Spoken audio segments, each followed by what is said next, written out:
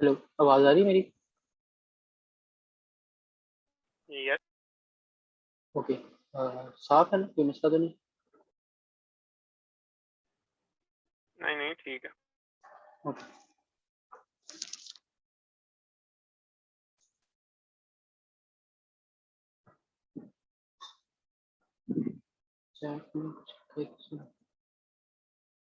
ठीक। अच्छा, आज का लेक्चर है उसके बारे में, एसिंक्रोनस जावास्क्रिप्ट के बारे में। अब तक आई होप कि आप लोगों ने कुछ तो जावास्क्रिप्ट लिखी होगी। अब तक मैं एक असाइनमेंट और एक टास्क उस पर दे चुका हूँ। टास्क वो था काउंटर वाला, और असाइनमेंट आपको दी थी। असाइनमेंट अगर नहीं भी अभी की तो एटलीस्ट शुरू की होगी कुछ, क्योंकि अगर अभी तक लिखी नहीं जावास्क्रिप्ट तो यहाँ से आगे यू मे हैव प्रॉब्लम्स। ठीक है, तो इसलिए शुरू कर दे लिखना।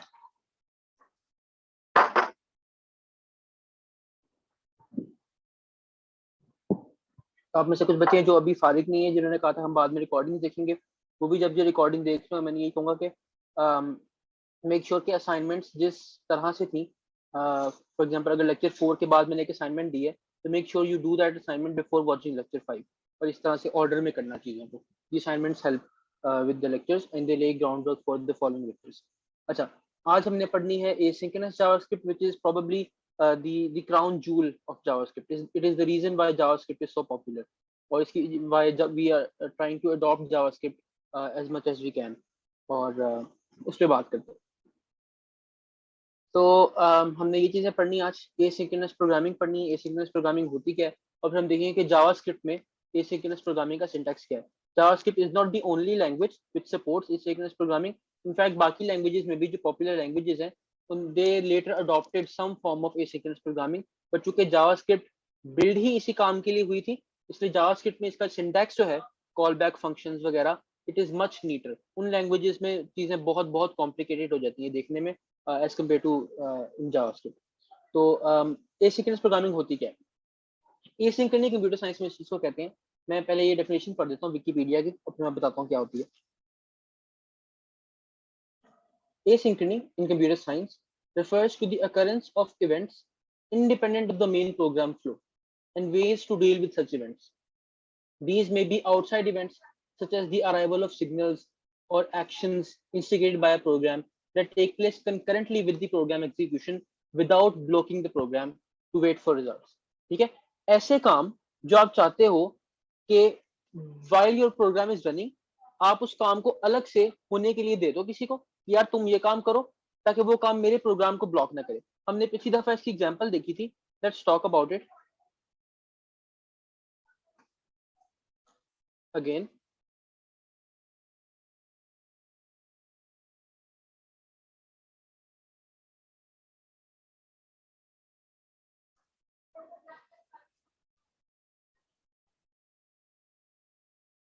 Okay, so we were talking about blocking code. कि ब्लॉकिंग कोड क्या होता है? ऐसा कोड जो ब्लॉक कर दे। हमने उसकी बात की थी। तो फॉर एग्जांपल अगर मैंने यहाँ पे लिखा है कंसोल लॉग स्टार्ट, ठीक है, और यहाँ मैंने लिखा है कंसोल लॉग एंड, ठीक है, और बीच में मैंने कोई एक ऐसा ऑपरेशन किया है जिसको करने में टाइम लगता है, ठीक है, for example file reading, file writing, ठीक है, कोई कोई नेटवर्क के ऊपर कोई डाटा भेजा है या नेटवर्क से कोई डाटा गेट किया है, ठीक है, इस तरह की कोई चीज, कोई बहुत लंबी कैलकुलेशन की है, कोई इस तरह का एल्गोरिथम रन किया है, ठीक है, जो जिसको करने में टाइम लगता है, हैशिंग की है, कोई भी इस तरह की चीज जिसको करने में टाइम लगता है। यहाँ पे लेट्स से फाइल रीड की है मैंने, ठीक है, मैंने यहाँ पे फाइल रीड की है, ठीक है, और मैंने फाइल का नाम दिया है फॉर एग्जाम्पल। ये एग्जैक्टली ऐसे नहीं होता, लेकिन मैं वैसे एग्जांपल दे रहा हूँ फिलहाल। तो होगा क्या कि पहले ये लाइन एग्जीक्यूट होगी, फिर इस लाइन पे आके जब तक ये लाइन एग्जीक्यूट नहीं हो जाती पूरी तरह से, यानी जब तक कि फाइल पूरी की पूरी एग्जीक्यूट नहीं हो जाती, तब तक अगली लाइन एग्जीक्यूट नहीं होगी। अब लेट्स से हम चाहते क्या थे कि ये फाइल, ये जो लाइन है ये रन हो, ठीक है, यानी हम फाइल को रीड करें, और फाइल का जो कंटेंट का जो डाटा है फाइल के अंदर, वो हम इस वेरिएबल में सेव कर दें, ठीक है, सेव कर दिया, उसके बाद हम इसको कंसोल लॉग कर दें डाटा को, ठीक है। ये वाली जो लाइन है ना, line number 5, this depends on line number 4। जब तक लाइन नंबर 4 में जो फाइल रीडिंग हो रही है वो कंप्लीट नहीं हो जाती, तब तक हमें ये डाटा वेरिएबल नहीं मिलेगा, और अगर डाटा वेरिएबल नहीं मिलेगा तो हम ये कंसोल लॉग नहीं कर सकते। हाउएवर लाइन नंबर 5 से आगे जो कुछ हो रहा है,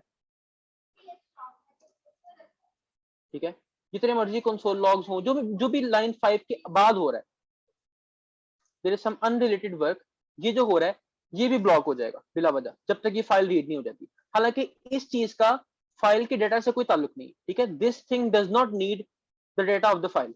तो ये कोड क्यों ब्लॉक हो रहा है, ठीक है। इस तरह आम लैंग्वेजेस इसी तरह काम करती हैं, ठीक है, कि आपने जब तक एक फंक्शन एग्जीक्यूट नहीं हो जाता, एक हाँ सी प्लस में भी एसटी होता है, जब तक एक लाइन एग्जीक्यूट नहीं हो जाती अगली लाइन एग्जीक्यूट नहीं होगी। This is what we call synchronous programming, ठीक है। वन बाय वन लाइन चलती हैं सिंक्रोनसली, एक लाइन फिर अगली लाइन फिर अगली लाइन। एसिंक्रोनस प्रोग्रामिंग में क्या होता है कि मैं कहूंगा कि भाई ये जो फाइल रीडिंग वाला काम है ना, ये मेरे मेन प्रोग्राम फ्लो से सेपरेटली चले, यानी कि तो ये वही लाइन है जो भी हमने डेफिनेशन में देखी थी कि मेरा मेन प्रोग्राम इस तरह चल रहा है, ठीक है, उसमें ये लाइंस आ रही हैं, लाइन नंबर 2 आ रही थी, लाइन नंबर 1 आई थी जिसमें कमेंट है, लाइन नंबर 2 आ रही थी एंड सो ऑन, ठीक है। उसके बाद ये लाइन नंबर 5 और 6 आने लगी थी, ये वाली। आई वांट कि लाइन नंबर 5 और 6 जो है ये सेपरेटली एग्जीक्यूट हो कहीं और जा, ठीक है, मैं इनको सेपरेटली एग्जीक्यूट करूं, ये फाइल रीड वाला जो काम है ऐसे।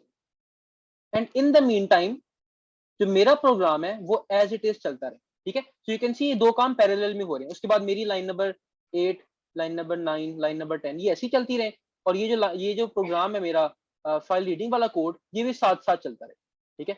ये कोड बीच में आके मेरे कोड को ब्लॉक ना करे, ठीक है। This is asynchronous programming. Synchronous programming में क्या होना था, सिंक्रोनस में ये होना था, ये मेरा कोड चल रहा है, line number 1, line number 2, line number 3, ठीक है, उसके बाद ये लाइन नंबर 5 और 6 आ गई, ठीक है, वो यहीं पे बीच में ही आ जाएंगी यहाँ पे, ठीक है, file reading line number 5, line number 6। और जब तक ये पूरा ब्लॉक खत्म नहीं हो जाता प्रोग्राम आगे नहीं जाएगा, यानी कि लाइन नंबर 8, 9, 10 ये रुकी रहेंगी, दे विल नॉट एग्जीक्यूट जब तक ये पूरा नहीं हो जाता, ठीक है। दिस इज सिंक्रोनस प्रोग्राम, ठीक है। अब ये जो एसिंक्रोनिटी है जिसकी हम बात कर रहे थे, इसको अचीव करने के कई तरीके होते हैं, ठीक है। इसको अचीव करने का एक तरीका जो है that is multi threading, multi threading जिसे कहते हैं, मल्टी थ्रेडेड प्रोग्रामिंग, ठीक है। आपके सीपीयू के अंदर आपने सुना होगा कि आपका डुअल कोर सीपीयू है या क्वाड कोर सीपीयू है या ऑक्टा कोर सीपीयू है, ठीक है। सीपीयू के अंदर एक से ज्यादा कोर्स होते हैं जहाँ पे each core is like a CPU of its own, ठीक है। उसका लॉजिक यूनिट अलग होता है, उसका सब कुछ अलग होता है, it can operate on its own. तो अगर आपके क्वाड कोर सीपीयू है यानी कि उसके अंदर 4 कोर्स हैं, इट मींस कि उसके अंदर 4 इंडिपेंडेंट प्रोसेसर्स हैं जो अपना काम अलग अलग कर सकते हैं, ठीक है। तो विच मींस कि आप 4 अलग अलग प्रोग्राम्स को, 4 अलग अलग प्रोसेसेस को, 4 अलग अलग सॉफ्टवेयर को, 4 अलग अलग पीसेस ऑफ कोड को कंकरेंटली एक साथ रन कर सकते हो, ठीक है। और ये जो हम 4 अलग अलग पीसेस ऑफ कोड को अलग अलग रन करने के लिए देते हैं, दिस इज कॉल्ड थ्रेडिंग। आप एक कोड को अलग थ्रेड में चला देते हो, उसे हम थ्रेड कहते हैं। एक और कोड को एक अलग थ्रेड में चला देते हो, उसको एक अलग थ्रेड में चला देते हो, ये दीज आर लाइक थ्रेड्स जो एक तरफ से निकल रही होती है, ठीक है।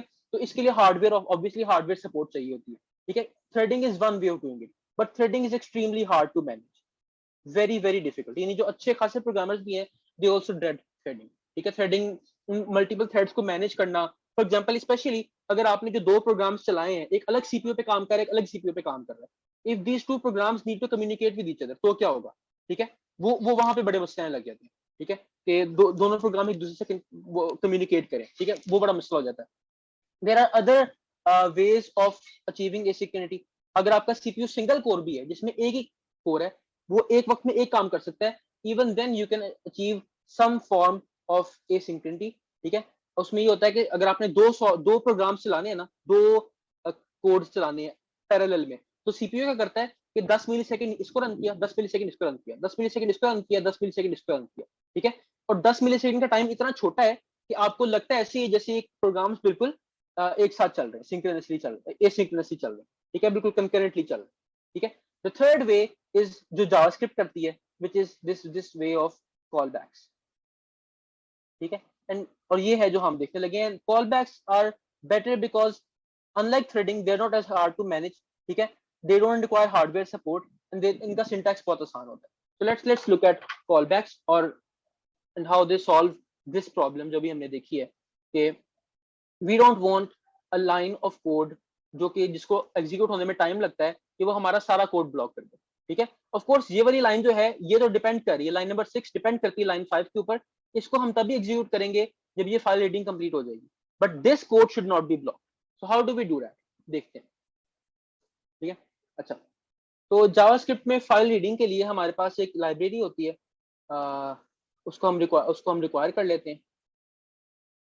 अच्छा, बाय द वे, आज जो हम जावास्क्रिप्ट का कोड लिखेंगे उसे मैं ब्राउजर के अंदर रन नहीं करूंगा। अमूमन हम ऐसे करते थे ना कि मैं एक HTML की फाइल बनाता था, ठीक है, उसके अंदर मैं वो स्क्रिप्ट टैग्स के अंदर SRC में फाइल को इंक्लूड कर लेता था। ठीक है, now I will not use JavaScript today. उसकी वजह ये है कि हम फाइल रीडिंग करना चाह रहे हैं, यानी मेरे पास ये फोल्डर है, let me open this folder.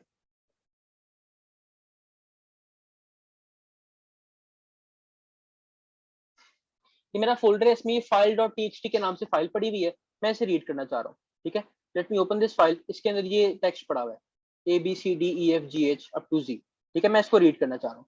अब ब्राउजर जो है वो जावास्क्रिप्ट को कंप्यूटर की फाइल्स रीड करना अलाउ नहीं करते, and that makes sense, you know. आप ऐसा नहीं चाहते कि आप किसी वेबसाइट को विजिट करो और उस वेबसाइट का जो जावास्क्रिप्ट कोड है वो आपके कंप्यूटर की सारी फाइल्स पढ़ना शुरू कर दे। ठीक है, ब्राउजर्स डोंट अलाउ दैट। तो we need a way of running JavaScript outside the browser, और वो मैंने आपको बताया था कि दैट इज Node.js। ठीक है, Node.js क्या है?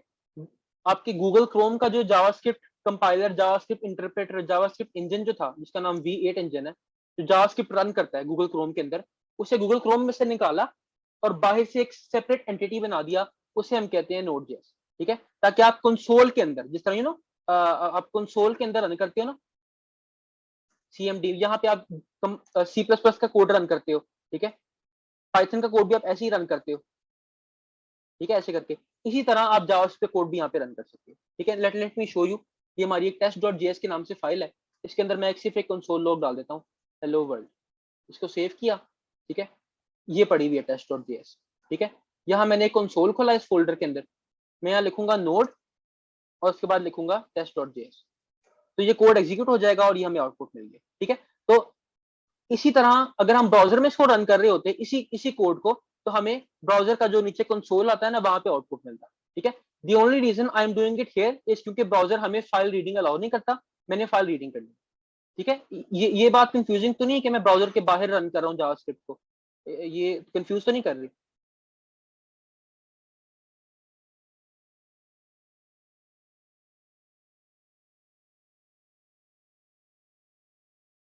ठीक है, ओके, ठीक है, नहीं, ऑलमोस्ट सबको क्लियर है।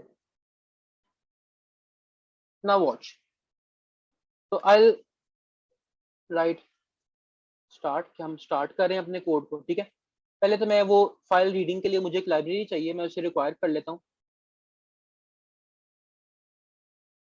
FS उस लाइब्रेरी का नाम है, ये यही है जिस तरह आप वो करते हो ना C++ में, हैश इंक्लूड। ठीक है, ये वही वाला काम है। ठीक है, बस यहाँ पे इंक्लूड की जगह रिक्वायर का वर्ड यूज हो रहा है। ठीक है, तो ये एक लाइब्रेरी को इंपोर्ट कर लेगा, इसको हम सेव कर लेते हैं इन अ वेरिएबल, उसे हम FS कह देते हैं। ठीक है, लाइब्रेरी पहले डाउनलोड भी करनी पड़ती है कि खुद ही नहीं, डाउनलोड? ये Node.js के साथ ही आती है, कुछ डाउनलोड करनी पड़ती है, कुछ Node.js के साथ बिल्ट इन आती है। फॉर एग्जांपल FS की लाइब्रेरी, एक HTTP की लाइब्रेरी है, ये भी बिल्ट इन आती है। तो इसमें लाइब्रेरीज जो नए ऐड करते हैं, मतलब डाउनलोड करने, C++ की तरह तो नहीं जो बहुत इतना लंबा चौड़ा काम होता है, नहीं, या यहाँ फिर बहुत आसान काम है। फॉर एग्जांपल यानी आप यहाँ पे लिखोगे npm, ये नोड का पैकेज मैनेजर है जो पैकेजेस और लाइब्रेरीज को इंस्टॉल करता है। उसके बाद जैसे लिखोगे पाइथन में इंस्टॉल, होता है? हाँ, और हाँ बिल्कुल, जैसा वो पाइथन में py और इंस्टॉल करते हो ना आप, उसी तरह यहाँ पे npm इंस्टॉल, और उसके बाद जिस जो चीज इंस्टॉल करनी है उसका नाम। तो फॉर एग्जांपल अगर मैंने वो करना है MySQL फॉर एग्जांपल, पता नहीं MySQL नाम की कुछ चीज है कि नहीं है इनके पास, लेकिन हाँ, ये देखो इंस्टॉल होने लगी है। ठीक है, तो वो डाउनलोड कर रहा है, मैं इसको क्लोज कर देता हूँ फिलहाल, लेकिन वो डाउनलोड करके उसको फिर आप इंपोर्ट कर सकते हो। अच्छा, तो ये लेकिन ये वाली लाइब्रेरी जो है बाय डिफॉल्ट मौजूद होती है, और इसके अंदर हमें कई सारे फंक्शंस मिल जाते हैं। फॉर एग्जांपल इसके अंदर आपको fs.read फाइल का फंक्शन मिल जाता है। ठीक है, एक रीड फाइल सिंक का फंक्शन मिल जाता है, ये फंक्शन है कई सारे, राइट फाइल का फंक्शन मिल जाता है। ठीक है, इस तरह के जावास्क्रिप्ट में अमूमन हर फंक्शन के आपको दो वर्जन मिलते हैं। एक सिंक्रोनस वर्जन होता है, सिंक्रोनस वर्जन क्या है? फॉर एग्जांपल फाइल रीडिंग के लिए ये फंक्शन है, रीड फाइल और उसके आगे एक सिंक का वर्ड लिखा होता है। सिंक्रोनस फंक्शन का मतलब ये है कि अगर आप इस फंक्शन से फाइल रीडिंग करोगे ना तो ये ब्लॉकिंग कोड होगा, विच मींस के जब तक ये लाइन एग्जीक्यूट नहीं हो जाती इससे आगे की लाइन सारी की सारी वो एग्जीक्यूट नहीं होंगी।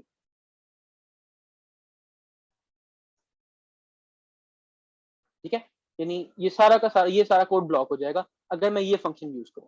ठीक है, अगर मैं रेगुलर फंक्शन यूज करूंगा ये रीड फाइल वाला फंक्शन, तो ये बाय डिफॉल्ट एसिंक्रोनस, यानी कि ये कोड अलग से एग्जीक्यूट होगा और ये इस लाइन को ब्लॉक नहीं करेगा। ठीक है, इनको ब्लॉक नहीं करेगा। फिलहाल हम सिंक्रोनस प्रोग्रामिंग को देखते हैं and then we'll look at asynchronous programming. ठीक है, अच्छा, तो मैं फाइल रीड करना चाह रहा हूँ fs.read फाइल सिंक्रोनसली। मुझे इसको फाइल का नाम बताना पड़ेगा, वो ये फाइल पड़ी हुई है file.txt।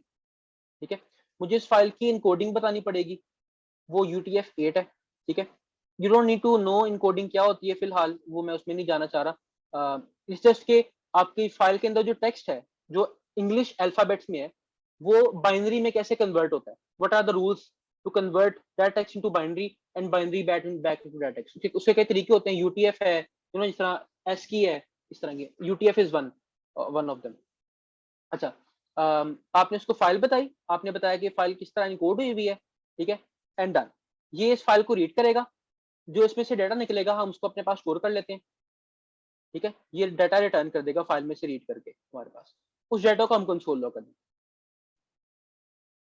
ठीक है, इसको हम एग्जीक्यूट करके देख लेते हैं। मैं यहीं पे टर्मिनल खोल लेता हूँ VS कोड के अंदर ही। हम इसे लिखेंगे नोड और फिर test.js। Don't worry about Node.js, अभी बस देखो, सोचो कि हम जावास्क्रिप्ट पे कोड रन कर रहे हैं, ये कोड रन होने लगा है। Let's see what happens. तो यू सी, पहले स्टार्ट लिखा हुआ आया, ये लाइन रन हुई। ठीक है, उसके बाद ये लाइन रन हुई, फिर ये लाइन रन हुई, तो हमने जो डाटा था जो फाइल के अंदर पड़ा हुआ था ABCD वो रन हो गया, फिर ये रन हुआ और फिर ये वाली लाइन रन हुई। ठीक है, यानी जब तक ये फाइल रीडिंग हो नहीं गई तब तक ये एंड वाला टेक्स्ट जो है ये वाला पार्ट रन नहीं हुआ। ठीक है, ये बाद में रन हुआ। ठीक है, नाउ अब ये सारा काम इतनी जल्दी हुआ है कि you don't feel like much, यानी क्योंकि इस फाइल रीडिंग को प्रोबेबली कोई 2-4 मिली सेकंड ही लगे होंगे, यू डोंट फील लाइक के इतना कोई बड़ा मसला है। ठीक है, बट अब देखना मैं इसको एसिंक्रोनसली करूंगा तो यू विल सी कि क्या होता है। इसको हम अब इसे एसिंक्रोनसली करते हैं इसी काम को। मैं इसे कमेंट आउट कर देता हूँ। अब हम हमारा एसिंक्रोनस फंक्शन यूज करेंगे, ये वाला फंक्शन। ठीक है, ये एसिंक्रोनस काम करता है। ठीक है, ये कोड को ब्लॉक नहीं करेगा। इसको भी आपने उसी तरह फाइल का नाम देना है, इनकोडिंग देनी है। इस केस में अब आपने इसको पास करना है कॉल बैक फंक्शन। ठीक है, कॉल बैक फंक्शन क्यों पास करना है? कॉल बैक फंक्शन हमने पढ़े थे ना, याद है हमने आखिरी दफा कॉल बैक फंक्शन कब पढ़े थे? हमने पढ़े थे उसके अंदर इवेंट लिस्टनर्स के अंदर, राइट? कॉल बैक फंक्शन हमने पढ़े थे जब मैंने टोल्ड यू कि फॉर एग्जांपल आप बटन के ऊपर इवेंट लिस्टनर लगाते हो, यू से button dot add event listener. ठीक है, आप उसे बताते हो किस इवेंट के लिए लिसन करना है। अब अगेन अगर आप लोगों ने असाइनमेंट्स वगैरह की हैं तो इवेंट लिस्टनर्स तो हर जगह लगाए होंगे, this will not worry you now. ठीक है, आप उसे बताते हो कि आपने किस इवेंट के लिए लिसन करना है and then you pass it a function. ठीक है, और ये चीज मैंने 10,000 दफा रिपीट की थी कि ये फंक्शन हम कॉल नहीं कर रहे। ठीक है, we are passing this function to another function. ये जो ऐड इवेंट लिस्टनर वाला फंक्शन है ये ब्राउजर ने हमें दिया हुआ है, हम ब्राउजर को ये फंक्शन पास कर रहे हैं हमारा, जो हमने खुद से लिखा है, ये वाला फंक्शन। ठीक है, हम ब्राउजर से कह रहे हैं कि जब भी कोई बटन पे क्लिक करे तो ये फंक्शन रन कर देना, और ब्राउजर इसको रन कर देगा जब भी कोई इस बटन पे क्लिक करे। ठीक है, ये कॉल बैक फंक्शन है। यहाँ पे भी वही काम हो रहा है कि हमने Node.js से कहा है या ब्राउजर से कहा है कि ये एक ऑपरेशन है फाइल रीडिंग का, तुम इसे करो। ठीक है, मैंने उसे बता दिया कि कौन सी फाइल रीड करनी है, मैंने उसको इनकोडिंग भी बता दी, और साथ में मैंने उसे बता दिया कि जब ये फाइल रीडिंग कंप्लीट हो जाएगी तो ये फंक्शन रन कर देना। ठीक है, तो this function is not called immediately. ठीक है, मैंने ये फंक्शन दे दिया है, रीड फाइल फंक्शन को मैंने ये फंक्शन पास किया। ठीक है, तो जब फाइल रीडिंग कंप्लीट हो जाएगी जब भी, तब ये फंक्शन कॉल होगा। तो ये जो कंसोल लॉग डाटा है ना, ये मैं इसके अंदर डाल देता हूँ। ठीक है, any code that is dependent upon this file reading उसे हम कॉल बैक फंक्शन के अंदर लिखेंगे। ठीक है, so that the program knows कि अच्छा इस कोड को तब तक एग्जीक्यूट नहीं करना जब तक फाइल रीडिंग कंप्लीट ना हो जाए। ठीक है, बाकी का जितना कोड है वो वैसे वैसे चलता रहेगा, उसे ब्लॉक नहीं किया जाएगा। ठीक है, जावास्क्रिप्ट उसे ब्लॉक नहीं करेगा। ठीक है, तो अब क्या होगा, you will start over here, library import हुई, आपने स्टार्ट किया, फाइल रीडिंग स्टार्ट हो गई। ठीक है, और जब तक फाइल, और इसने कोई ब्लॉक नहीं किया, यानी यहाँ पे आके कोड ब्लॉक नहीं हो गया। ठीक है। फाइल रीडिंग स्टार्ट होते ही, फाइल रीडिंग कंप्लीट नहीं हुई, फाइल रीडिंग स्टार्ट होते ही ये लाइन एग्जीक्यूट शुरू हो जाएगी, ठीक है, ये लाइन पे एग्जीक्यूट हो जाएगी, ये लाइन पे एग्जीक्यूट हो जाएगी, and when the file reading is done तब ये कंसोल लॉग प्रिंट होगा, ठीक है। अगर इस काम के दौरान फाइल रीडिंग कंप्लीट हो जाती है तो इन दोनों के हो सकते हैं, दोनों के दरमियान में प्रिंट हो जाए कंसोल लॉग, वो डिपेंड करता है कि फाइल रीडिंग कंप्लीट कब होती है, ठीक है। बट द पॉइंट इज कि ये वाला कोड ब्लॉक नहीं होगा। अच्छा, पहले तो क्या था, यहाँ पे देखो जब हम फाइल रीड करते थे तो जो डेटा था फाइल का वो रिटर्न होता था और उसे हम यहाँ इस वेरिएबल में स्टोर कर लेते थे।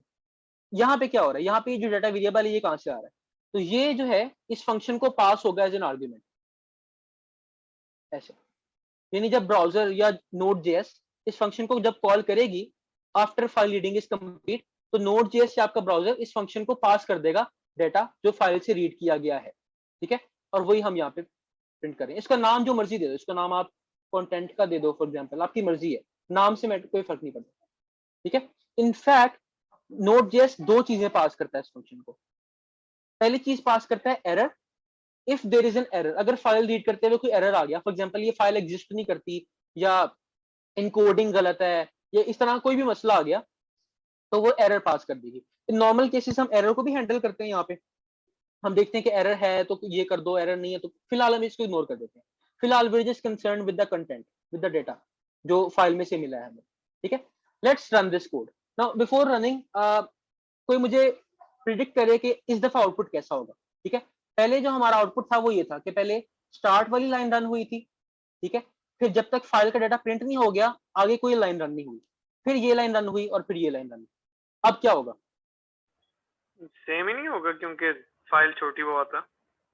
हाँ हो सकता है, बहुत अच्छी बात की है, एन मुमकिन है कि सेम हो, पर लेट्स सी क्या होता है। Watch what happen.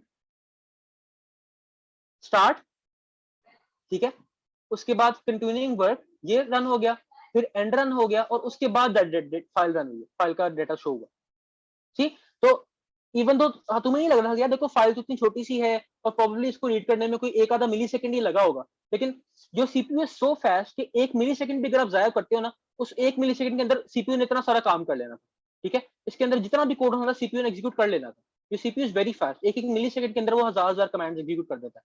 You should waste CPU time. तो आप देख रहे हो कि अब आपने you saved a lot of time. जो पहले सीपीयू वेट कर रहा था फाइल रीड होने का, उतनी देर में सीपीयू इनको प्रिंट कर सकता था, लेकिन उसने नहीं किया था। That was the drawback of synchronous programming, कि सीपीयू वेला बैठा हुआ है और वो वेट कर रहा है कि भाई फाइल कब रीड होगी, ठीक है। इन the mean time it could have executed all of this code, ठीक है। और इसकी कई मिसालें आप ले सकते हो। फॉर एग्जांपल आप एमएस वर्ड के अंदर जब आप टाइपिंग कर रहे होते हो उसमें आप वो ऑटो सेव लगा होता है ना, ऊपर ऑटो सेव चल रहा होता है। अब लेट्स से कि माइक्रोसॉफ्ट वर्ड भी जो सेव करना होता है फाइल को, फाइल सेव करने के लिए ज़ाहिर है उसको फाइल को डिस्क पे लिखना पड़ेगा, आपकी हार्ड डिस्क के ऊपर जहां भी फाइल सेव है उसको लिखना पड़ेगा। आपने चंद कैरेक्टर्स नए लिखे, माइक्रोसॉफ्ट ने फाइल को सेव करना शुरू कर दिया। अगर उनका कोड भी ब्लॉकिंग होता तो क्या होता? तो ये होता है कि जब तक वो फाइल राइटिंग कंप्लीट नहीं हो जाती तब तक आपका वो आप मजीद कुछ लिख ना सकते होते, ठीक है। वो कोड ब्लॉक हो जाता, यानी इनपुट लेना भी बंद कर देता और वो कुछ अपीयर होना बंद हो जाता और वो प्रोग्राम स्टक हो जाता, ठीक है, हर दफा जब भी वो सेव कर रहा होता फाइल को, ठीक है। तो but they also run it asynchronously, ठीक है। तो एसिंक्रोनस प्रोग्रामिंग का ये फायदा। Do you understand the gist of it कि एसिंक्रोनस प्रोग्रामिंग का बेनिफिट क्या है ओवर सिंक्रोनस प्रोग्रामिंग? मेरा एक क्वेश्चन, हाँ पूछो।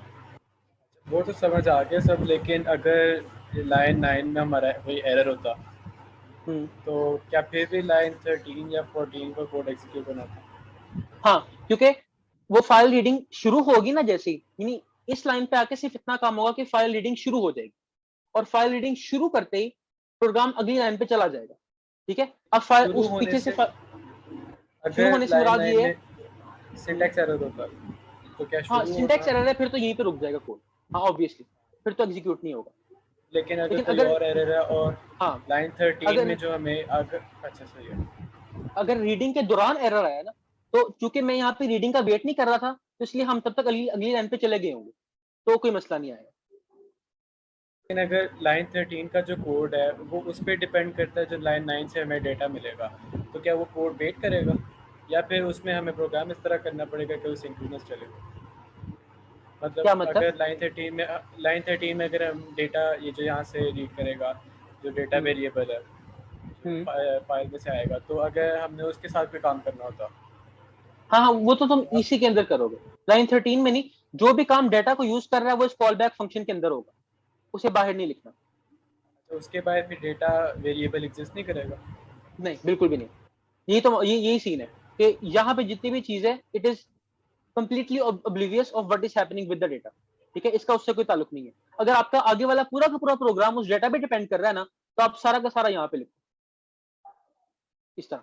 सही है, सही है। ठीक है, या फिर आप वो सिंक्रोनस फंक्शन यूज कर लो,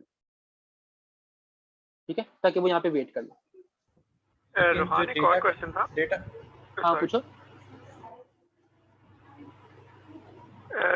मैं पूछा था कि अगर जो हम लोगों ने सपोज डेटा के को और फंक्शन में पास ऑन करना है, लेकिन वो हम लोगों ने क्या कहते हैं फंक्शन कॉल उसके अंदर ही की है,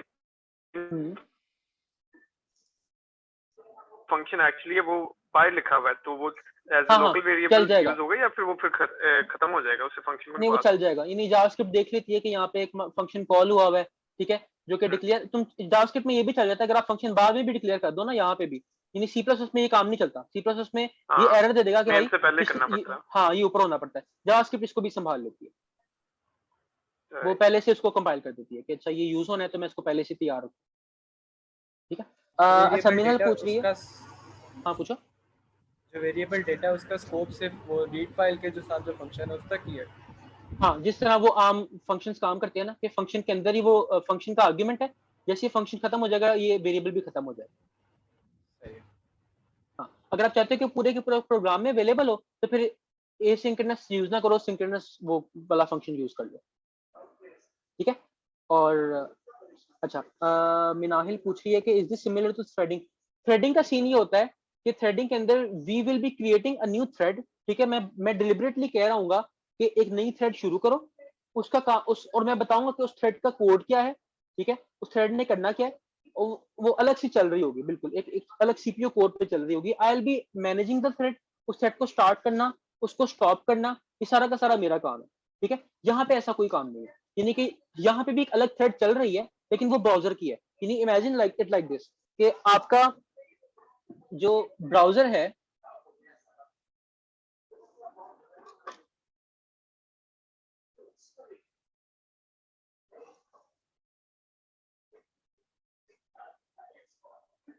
ये आपके ब्राउजर की, गूगल क्रोम की वो मेन थ्रेड, जो मेन उसकी थ्रेड है, जो प्रोसेस है वो चल रहा है। ठीक है, गूगल क्रोम का उसने आपकी जावास्क्रिप्ट फाइल को रन करना स्टार्ट किया और गूगल क्रोम उसके लिए एक सेपरेट थ्रेड बना देता है। जब उसने आपकी जावास्क्रिप्ट फाइल रन करनी होती है ना, वो यहाँ से थ्रेड बना देता है। ठीक है, इस थ्रेड में अब आपका जावास्क्रिप्ट कोड रन हो रहा है। ठीक है, you are oblivious of this, आपने नहीं ये थ्रेड स्टार्ट की, आपका कोड अब यहाँ पे रन हो रहा है। ठीक है, नाउ इफ, और गूगल क्रोम का जो कोड है वो साथ साथ एग्जीक्यूट हो रहा है। फॉर एग्जांपल वो गूगल क्रोम बैक एंड पे कुछ कर रहा होता है, साथ साथ टैब्स मैनेज कर रहा है, जो भी कर रहा है वो साथ साथ चल रहा है, और वेबसाइट का आपका जावास्क्रिप्ट का कोड भी साथ साथ चल रहा है। अब 20 मिनट से आपने यहाँ पे फाइल रीडिंग करनी थी, ठीक है, या आपने कोई इवेंट लिस्टनर लगाना था, कोई भी काम था इस तरह का जो आप चाहते थे कि आपके मेन प्रोग्राम के फ्लो के दौरान ना हो। ठीक है, कोई कहीं साइड पे हो, तो ये असल में ये होता है कि ये जो चीज है ये आप ब्राउजर को दे देते हो कि तुम करो इसको, और आपका प्रोग्राम ऐसे कैसे चलता रहता है ऐसे। ठीक है, जब ये फाइल रीडिंग कंप्लीट हो जाती है ना, तो ब्राउजर वापस डेटा भेज देता है आपको कि ये लो फाइल रीडिंग मैंने कर दी है, ये रहा डेटा। ठीक है, और फिर आपने जो फंक्शन मुख्तस किया होता है, ब्राउजर उसको कॉल भी कर देता है आपके जावास्क्रिप्ट फंक्शन के अंदर, और फिर वो कॉल हो जाए। ठीक है ना, तो यानी यहाँ पे भी ऑब्वियसली दो थ्रेड्स तो हैं, एक ब्राउजर की थ्रेड है, एक जावास्क्रिप्ट की थ्रेड है, बट द डिफरेंस इज कि जो थ्रेड्स हैं मैं नहीं बना रहा ना, मैं इनको मैनेज कर रहा हूँ, मुझे पता भी नहीं कि थ्रेड्स चल रही हैं। ठीक है, आई डोंट, मेरा वो सरदर्द नहीं है। और ये थ्रेड्स आपस में कम्युनिकेट कैसे कर रहे हैं, ये फाइल का डाटा इधर कैसे गया था और वापस कैसे आया था। पाइथन में तो उसके लिए आपको क्यूज बनानी पड़ेंगी, ग्लोबल वेरिएबल्स बनाने पड़ेंगे, वो बड़ा मसला हो जाता है। ठीक है, कई केसेस में जिस तरह आप ऑपरेटिंग सिस्टम से कोर्स में पढ़ोगे, इसके लिए पूरा यानी आधा ऑपरेटिंग सिस्टम का कोर्स जो है ना आपका, सिर्फ इस बात पे होगा कि दो थ्रेड्स जो पैरेलल चल रही हैं उनके दरमियान में बातचीत कैसे होनी चाहिए। ये इतना मसला हो जाता है, इतने बड़े बड़े फड्डे आ जाते हैं इस चीज के अंदर कि अगर एक फाइल है, एक थ्रेड उसको रीड कर रही थी, एक थ्रेड उसको राइट कर रही थी। ठीक है, तो अगर एक ही टाइम पे दोनों काम हो गए तो क्या होगा। ठीक है, बहुत बड़े मसले आ जाते हैं। तो उसके लिए फिर वो लॉकिंग सिस्टम्स आ जाते हैं, बहुत बहुत बड़ी बकवास है। Multi threaded programming is a big pain in the S. ठीक है, तो JavaScript makes it easy for us कि हमें उससे डील नहीं करना पड़ता। नहीं, in and of itself JavaScript is a single threaded language. JavaScript itself को कहते हैं, यानी नोड JavaScript itself को कहते हैं कि ये सिंगल थ्रेडेड है। JavaScript में आप थ्रेड्स बना भी नहीं सकते। रिसेंटली कुछ फंक्शनैलिटी इंट्रोड्यूस हुई है वर्कर्स के नाम से, लेकिन normally JavaScript is single threaded. जो कोई एक्स्ट्रा काम मल्टी थ्रेड तरीके से पैरेलल में करना होता है ना, वो आप ब्राउजर को दे देते हो, या नोड.js के केस में आप नोड.js को दे देते हो, तो वो साइड पे करती रहती है उसको। ठीक है, आपका कोड उससे कंसर्न नहीं होता, आप अलग से प्रोसेसेस बनाना और वो सारा काम उसको डील नहीं कर रहे। ठीक है, बट अगेन ये जो चीज है ना कि ये बैक एंड पे इम्प्लीमेंट कैसे हुई हुई है, ठीक है, कि ये जो है ये काम असल में करता कौन है, इस फंक्शन को कॉल कौन करता है, ठीक है, और प्रायोरिटी किसको मिलती है। अब लेट्स से ये लाइन एग्जीक्यूट हुई, लाइन नंबर 13, अभी लाइन नंबर 15 एग्जीक्यूट नहीं हुई थी कि फाइल रीडिंग कंप्लीट हो गई और इस कोड के रन होने की बारी आ गई। तो पहले ये कोड रन होगा, लाइन नंबर 15 रन होगी।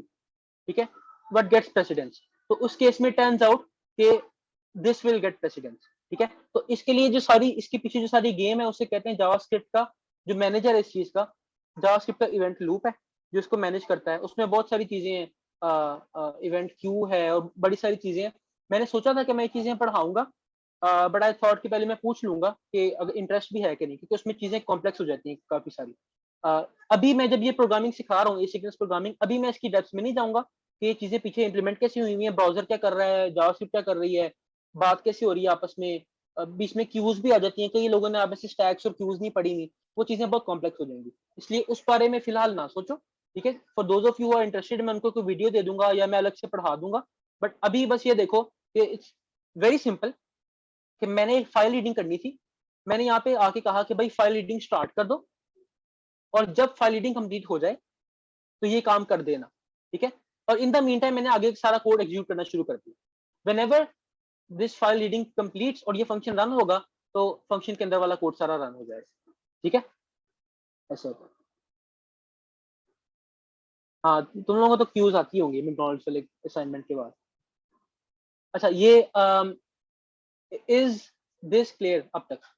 एसिंक्रोनस प्रोग्रामिंग का पॉइंट समझ में आ गया, और ये फाइल रीडिंग वाली एग्जांपल समझ में आ गई है। वो जो पीछे ब्राउजर वाली चीज थी वो नहीं समझ में, ये तो कोई मसला नहीं है, वो मैं एक सवाल का जवाब दे रहा था, I didn't mean to explain it right now.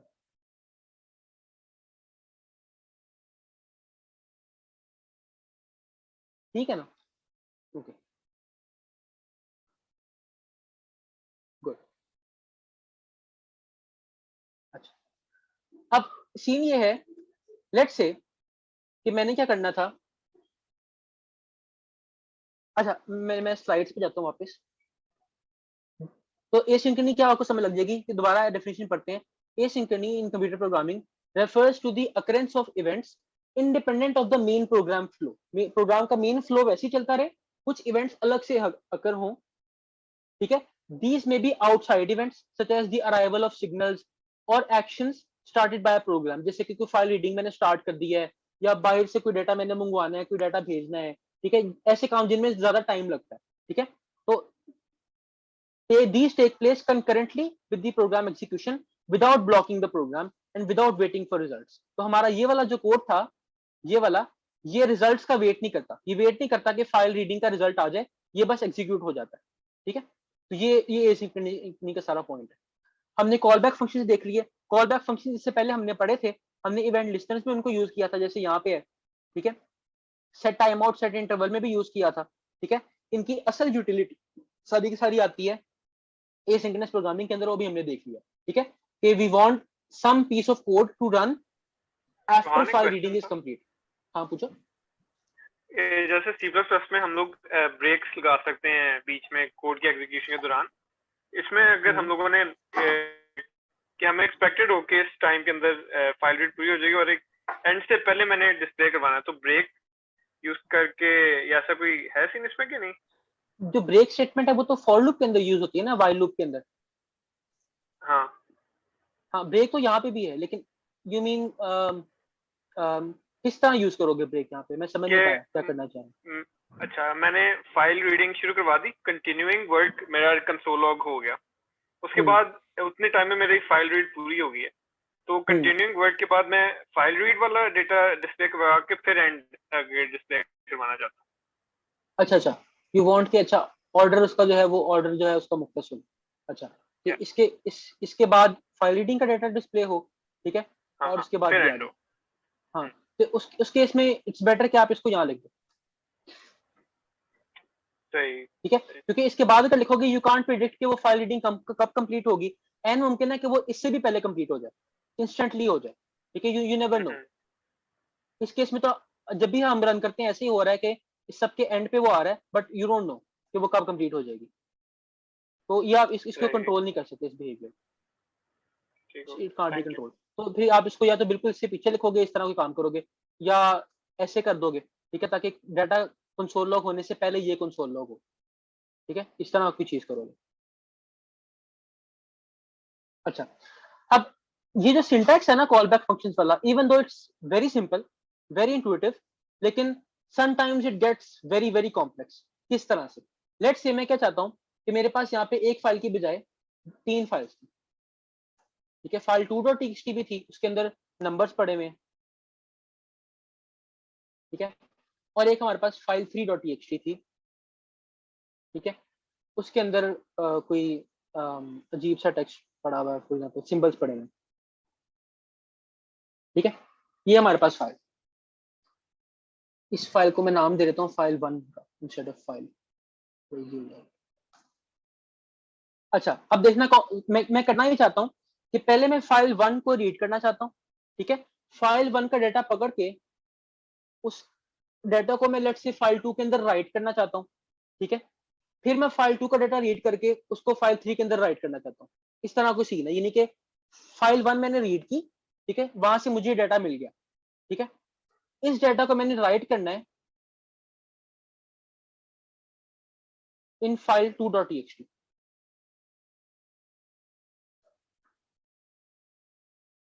ठीक है, राइट फाइल का हम सिंटैक्स देख लेते हैं ऑनलाइन।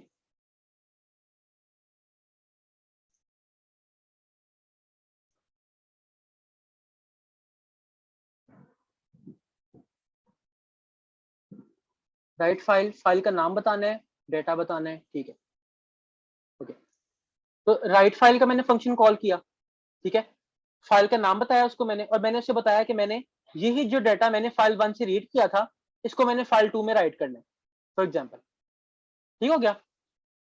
उसके बाद मुझे इसको भी कॉल बैक देना पड़ेगा, अगेन ये भी एक एसिंक्रोनस फंक्शन है, ठीक है, यानी कि ये बस फाइल की राइटिंग को स्टार्ट करेगा, मुझे फिर बताना है कि जब ये राइटिंग कंप्लीट हो जाए तब क्या करना है आपको, ठीक है, then what I want is कि फाइल 2 के अंदर जब ये डेटा राइट हो गया तो मैं फाइल 2 का डेटा रीड करना चाहता हूँ उसके बाद, ठीक है, दोबारा for some reason, let's say मैं उसको रीड करना चाहता हूँ, वैसे तो मुझे पता है कि उसके अंदर अब ये डेटा लिखा हुआ है, बट लेट्स से मैं उसको दोबारा रीड करना चाहता हूँ, ठीक है, तो what I do is I will, अब मुझे इस कॉल बैक के अंदर करना पड़ेगा, ठीक है, क्यों? क्योंकि आई वांट टू वेट, जब ये फाइल राइटिंग कंप्लीट हो जाएगी तब मैंने रीडिंग स्टार्ट करनी है, तो अब मुझे कहाँ पे इस कॉल बैक के अंदर लिखना पड़ेगा सारा कोड, तो then I will say read file, ठीक है, फाइल 2.txt, ठीक है, अब ये फाइल 2 को रीड करेगा, ठीक है, इसको मुझे अगेन एक कॉल बैक फंक्शन देना पड़ेगा कि जब ये रीडिंग कंप्लीट हो जाए तो क्या करना है।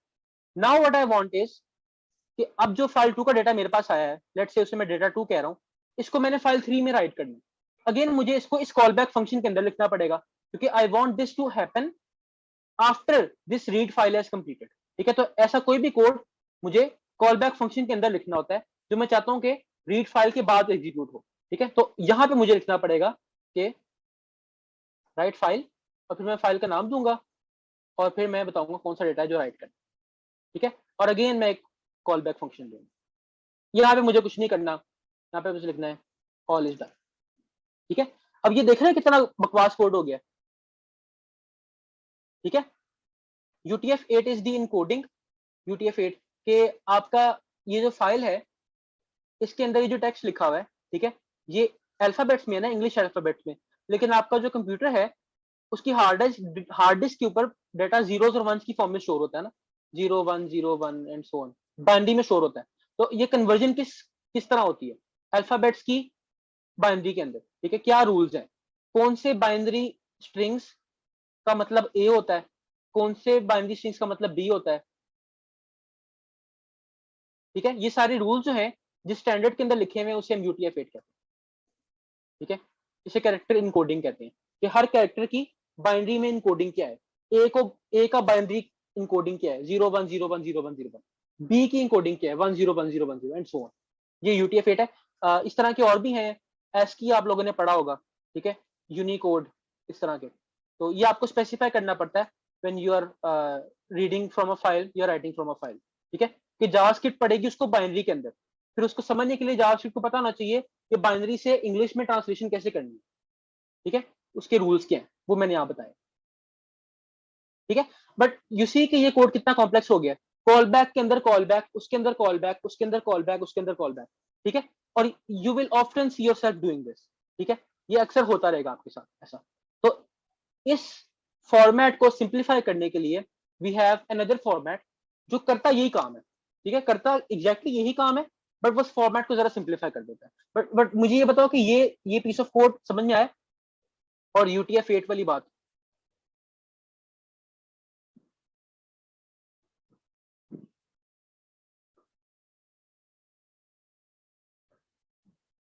आगे समझ, ओके, ठीक है।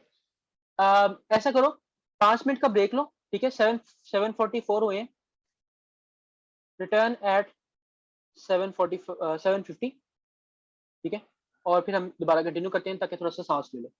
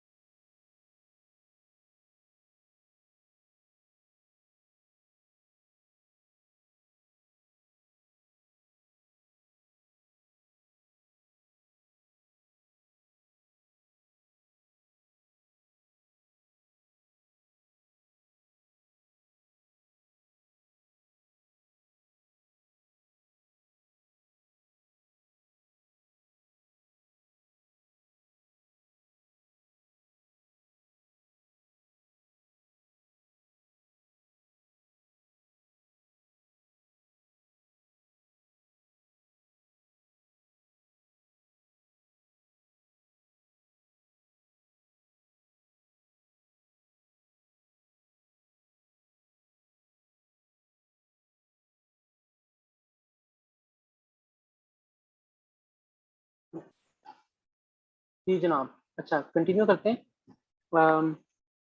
मैं ना आपको एक वापस ब्राउज़र में ले जाता हूँ क्योंकि आप उससे ज़्यादा मालूम सकते हैं, और ब्राउज़र में एक एग्ज़ाम्पल दे देता हूँ इसकी कॉलबैक्स की, एसिंक्रोनस प्रोग्रामिंग की, कि वो कहाँ काम आती है, and then will move forward with promises. मैंने आपसे प्रॉमिस किया था कि मैं वो वेदर एपीआई बनाएंगे हम, तो लेट्स मेक दैट। मैं इसको यहाँ ओपन विद बीएस कोड का भी बटन नहीं आ रहा, खैर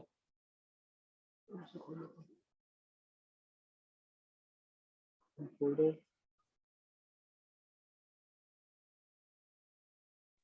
अच्छा Rohan, I had a question. जो हमारा पहला पहला लेक्चर था ना, उसके अंदर आपने वो राउटिंग की थी और वो सब कुछ किया था, वो कब आप सिखाएंगे हमें? हाँ, वो बैकएंड की चीज थी। जब बैकएंड पे जाएंगे ना, अभी हम फ्रंट एंड पे ही हैं। ओके।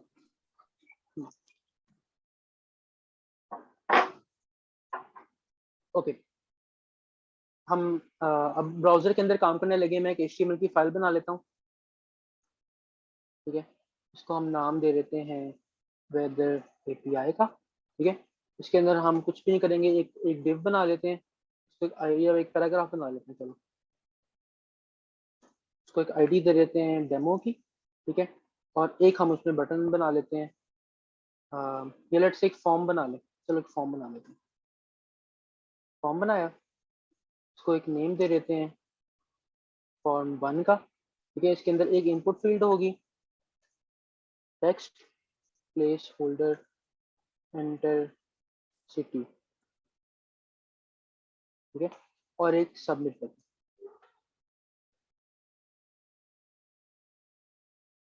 ठीक है। इसको भी एक आईडी दे देते हैं सबमिट बटन, ठीक है। एक जावास्क्रिप्ट फाइल की मैं लोड कर लेता हूँ,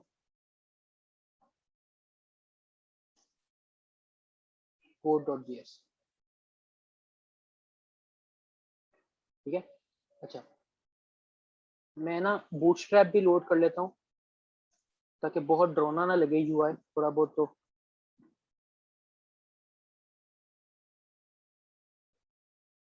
वरना वो सर दर्द होने लग जाएगा आपको।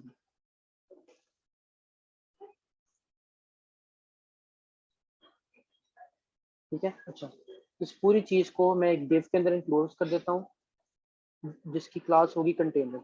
बूटस्ट्रैप ये रिक्वायर करता है, ठीक है। इस पैराग्राफ को मैं क्लास दे देता हूँ मार्जिन टॉप 4, और let's see how it looks so far. मुझे जैम्प चलाना है, start localhost slash weather API. Okay, looks fine. इस फॉर्म को भी मैं क्लास फॉर्म माइनस इनलाइन, और इस टेक्स्ट फील्ड को फॉर्म माइनस कंट्रोल की क्लास दे देता हूँ। ये सब कुछ बूटस्ट्रैप के डॉक्यूमेंट्स में स्पेसिफाइड है, मुझे याद है, इसलिए इसको बल्कि बीटीएम कराएंगे भी, ठीक है।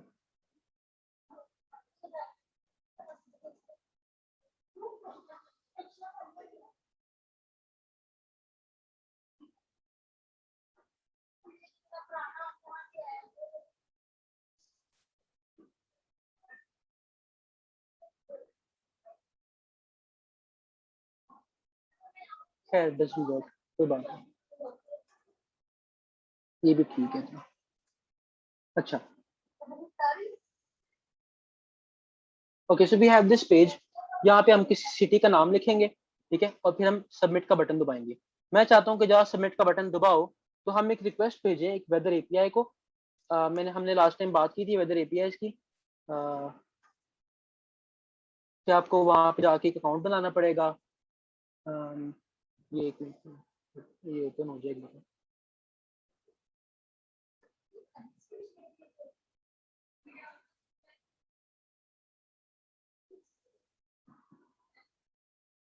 ठीक है।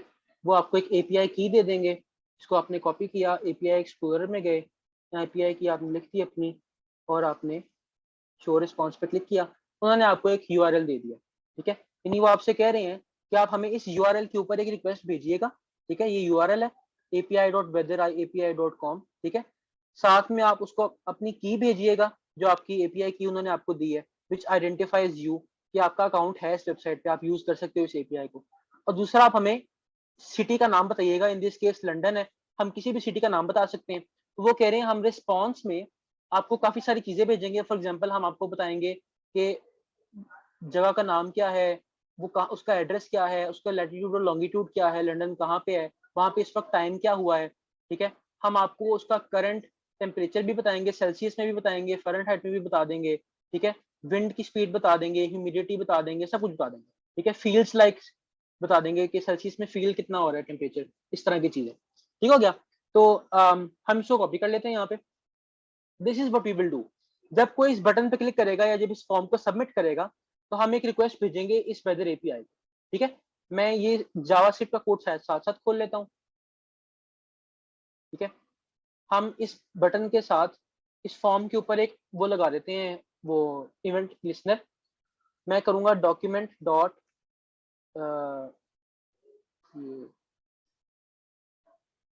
डॉट फॉर्म्स, और हमारे फॉर्म का नाम है फॉर्म 1, ठीक है। इससे हमें वो फॉर्म मिल जाएगा।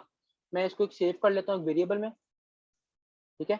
इस फॉर्म के ऊपर मैं इवेंट लिस्टनर लगाऊंगा सबमिट का, कि जब कोई इस फॉर्म को सबमिट करे, सबमिट करने के दो तरीके हैं, या तो आप एंटर दबा दें या इस बटन पे क्लिक कर दें, सबमिट बटन पे, ठीक है।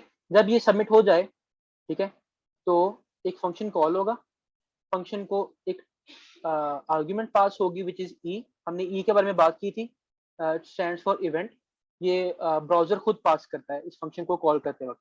इसमें इवेंट कई कुछ फंक्शंस हमें मिले होते हैं, फॉर एग्जांपल प्रिवेंट डिफॉल्ट का फंक्शन, ठीक है, ताकि ब्राउजर का जो डिफॉल्ट बिहेवियर है फॉर्म के सबमिशन के ऊपर जो होता है, वो ये कि पेज या तो रिफ्रेश हो जाता है, या एक्शन में आपने जिस फाइल का नाम दिया होता है उस फाइल के ऊपर चला जाता है वो। इस बिहेवियर को हम प्रिवेंट करना चाह रहे हैं, ताकि पेज रिफ्रेश ना हो और हम इस फॉर्म की सबमिशन को यहाँ पे इस फंक्शन के अंदर अपनी मर्जी से डील करें। यहाँ पे मैं कंसोल लॉग लिख देता हूँ, ताकि हम देखें कि अब तक सब कुछ ठीक चल रहा है कि नहीं, ठीक है। रिफ्रेश किया मैंने, let me enter the console, ठीक है। यहाँ पे लाहौर लिखा है, सबमिट क्वेरी किया, यहाँ पे हाई आ गया, पेज रिफ्रेश नहीं हुआ, ऑल इज गुड, ठीक है। We can get the value जो कि इनपुट फील्ड में लिखी हुई है, ठीक है। हम यही चाहते हैं कि जो भी सिटी का नाम वहां पे लिखा हुआ है, वो सिटी का नाम हम वेदर एपीआई वालों को भेज दें। तो पहले हमें वो नाम गेट करना पड़ेगा। हम डॉक्यूमेंट डॉट गेट, या फॉर्म्स में चलते हैं, फॉर्म 1 में, बल्कि हमें ये दोबारा करने की जरूरत नहीं है, हम बस फॉर्म 1 पढ़ा हुआ है। फॉर्म 1 के अंदर वो इनपुट जिसका नाम सिटी है, वो हमने गेट करना है, ठीक है। फॉर्म 1 के अंदर सिटी इनपुट, ठीक है। इससे हमें वो इनपुट मिल गया, ठीक है। इस इनपुट की वैल्यू हमें चाहिए, ठीक है। इसको हम फिलहाल कंसोल लॉग करके देखते हैं कि हमें मिल रही है सही तरह से कि नहीं, ठीक है। लेट्स रिफ्रेश, सबमिट किया, और ये लाहौर, ठीक है। अगर मैं यहाँ पे कराची लिखूंगा और सबमिट करूंगा, तो इसी I get Karachi and so on, ठीक है। तो we can read this file. अब हमने बस क्या करना है कि ये जो भी वैल्यू है, वैल्यू इनपुट की, ठीक है, इसको हमने पास करना है टू द वेदर एपीआई, ठीक है। फिलहाल मैं क्या करता हूँ, मैं इस कोड को ना नीचे ले आता हूँ हमारे पास हॉरिजॉन्टली, ज्यादा मेरे ख्याल से क्लीन हो जाएगा, पूरा पूरा नजर आएगा, ठीक है। ये ठीक है। अब हमने एक रिक्वेस्ट भेजनी है, अच्छा someone what are these classes, what's this that format code. ये बूटस्ट्रैप है जो हमने पढ़ी थी, 3-4 दफा पढ़ी है।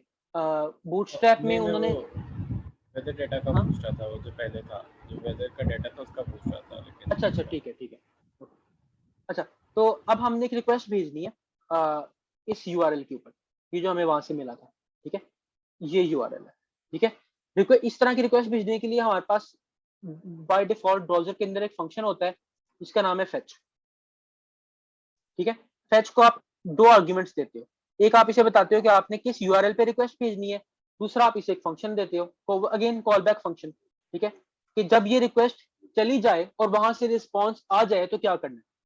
ठीक हो गया, वेरी सिंपल। यानी वही, ये अगेन एक एसिंक्रोनस फंक्शन है, अगर आप इसके आगे कोई कोड लिखोगे तो ये उसे ब्लॉक नहीं करेगा, ठीक है। जब ये रिक्वेस्ट जाके वापस आ जाएगी और वो उसको कितना टाइम लगता है वो आपकी इंटरनेट की स्पीड पर डिपेंड करता है, आगे जो सर्वर है वो कितना तेज है, वो सर्वर बिजी है कि नहीं है उस पर डिपेंड करता है, रिक्वेस्ट किस तरह की उस पर डिपेंड करता है, 1000 चीजों पर डिपेंड करता है। It can be very slow, इसको 10 मिनट भी लग सकते हैं, हु नोस, ठीक है। इन द मीन टाइम ये आपकी कोड को ब्लॉक नहीं करेगा, ठीक है। जब ये रिक्वेस्ट प्रोसेस हो जाए और फेच रिक्वेस्ट का रिस्पॉन्स हमारे पास आ जाए, ठीक है, तो हमने ये फंक्शन रन करना है। इस फंक्शन को ब्राउजर कॉल करेगा। हम ब्राउजर के जाके देख लेते हैं डॉक्यूमेंटेशन में कि ब्राउजर इस फंक्शन को कुछ पास करता है कि नहीं करता। तो हम लिखते हैं JavaScript fetch, most probably Mozilla वालों का आएगा पेज, हाँ ये MDN जो है ना, ये बहुत अच्छा रिसोर्स है, मोजिला फायरफॉक्स वालों का है, बहुत अच्छे आर्टिकल्स लिखे होते हैं एग्जांपल्स के साथ, ठीक है। ओके, तो उसने कहा कि अच्छा आप ये दे दो। अच्छा, वो हमें एक रिस्पॉन्स के नाम से ऑब्जेक्ट भेजेंगे। फेच को मेरे ख्याल से कॉल बैक फंक्शन नहीं जाता। अच्छा खैर मैं बताता हूँ, वो इस फंक्शन को कॉल करेंगे, इसको वो रिस्पॉन्स पास करेंगे। रिस्पॉन्स क्या है कि जिस वेबसाइट को आपने रिक्वेस्ट भेजी थी उन्होंने रिस्पॉन्स में आपको क्या भेजा, ठीक हो गया। वो हम देख लेते हैं, हमारे पास जो वेदर एपीआई था मैंने क्लोज कर दिया गलती से, उन्होंने बताया था कि वो रिस्पॉन्स क्या भेजते हैं।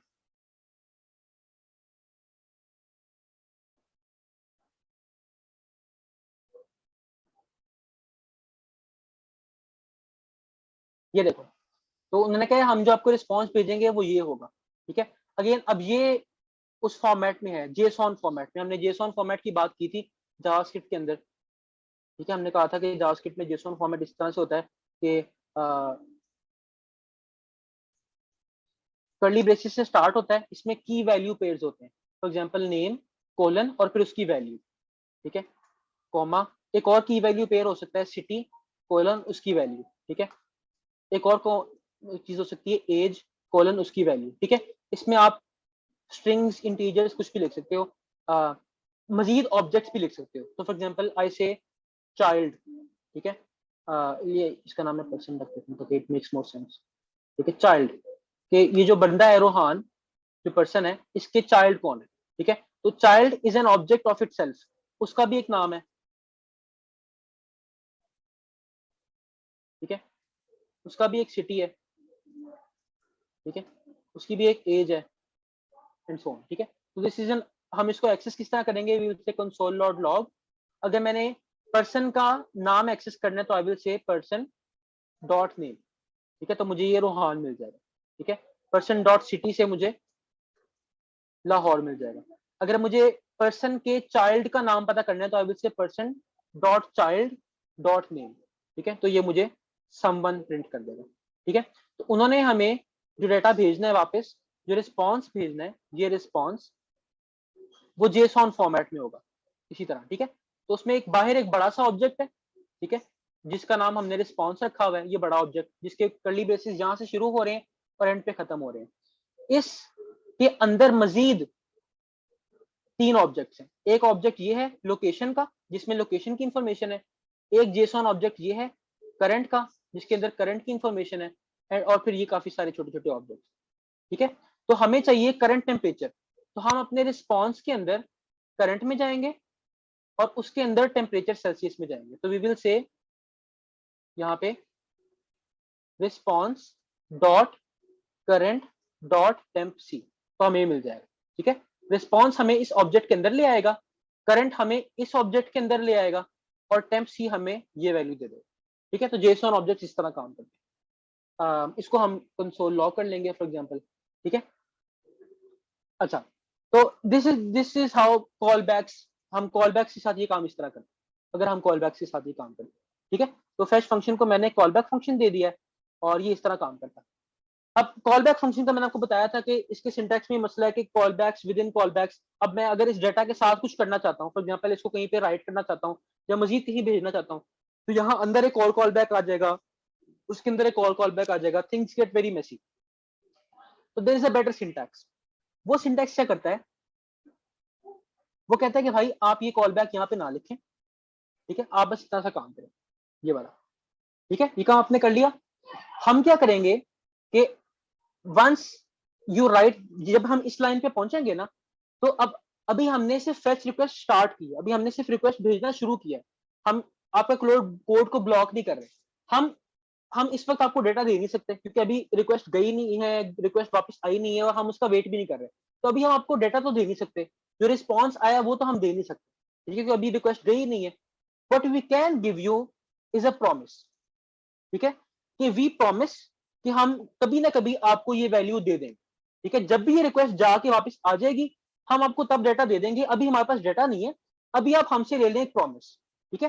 So this fetch function it returns but JavaScript में जिसे हम कहते हैं अ प्रॉमिस, ठीक है। उसे हम लेट्स से उसको हम पी कह लेते हैं या प्रॉमिस कह लो कि मसला नहीं, ठीक है, उसे हम एक प्रॉमिस कह लेते हैं, ठीक है।